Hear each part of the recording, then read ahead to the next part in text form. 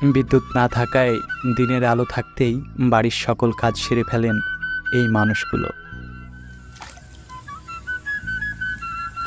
জমি থেকে সংগ্রহ করা মূলা বাজারজাতকরণের জন্য পানিতে ধুয়ে পরিষ্কার করে নিচ্ছে এই ছেলেটি।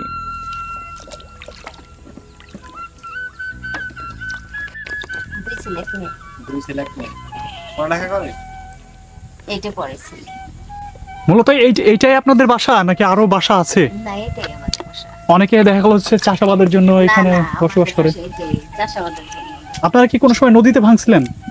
না, আমরা নদীতে ভাঙার কারণে না, আমি মানে এখানে আইছি, ঢাকা তো আইছি তো। ও আচ্ছা, মানে আমাদের একটু রাখা দিই। ও আচ্ছা আচ্ছা আচ্ছা।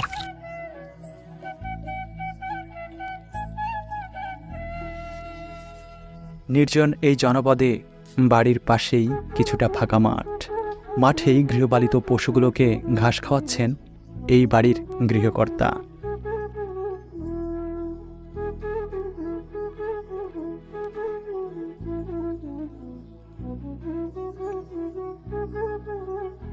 মূলত এখানের মানুষগুলোর পেশা কৃষিকাজ এবং গবাদি পশুপালন।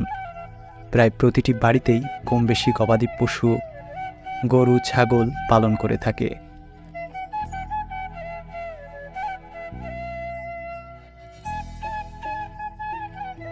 বৃদ্ধ এই চাচিও কতগুলো ছাগল পালন করছেন।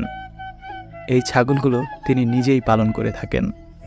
বিকেল পেরিয়ে সন্ধ্যা নেমে এসেছে, তাই তো তিনি ছাগলগুলোকে বাড়ি ফিরিয়ে এনে বাঁশের তৈরি খুঁটিতে বেঁধে রাখছেন।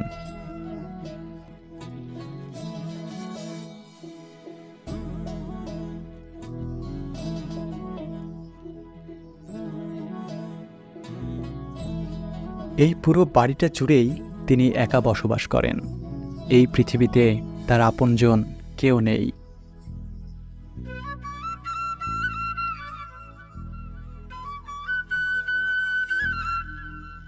কাকি এইখানে বসবাস করতেছেন কতদিন যাবত? 20 বছর। এই বাড়িতে কি আপনি একা থাকেন? আর কেউ থাকে না? কাকা নাই? এতদিন আসলো না, হে মরছে কোন জন্ম হয়ে গেল, এখন রন না হয়ে গেল যে 7 বছর পুরাপুরি গেছে। ও আচ্ছা, মারা গেছে কাকা। তা আপনি একা একা আছেন, আপনাকে দেখাশোনা করে কে?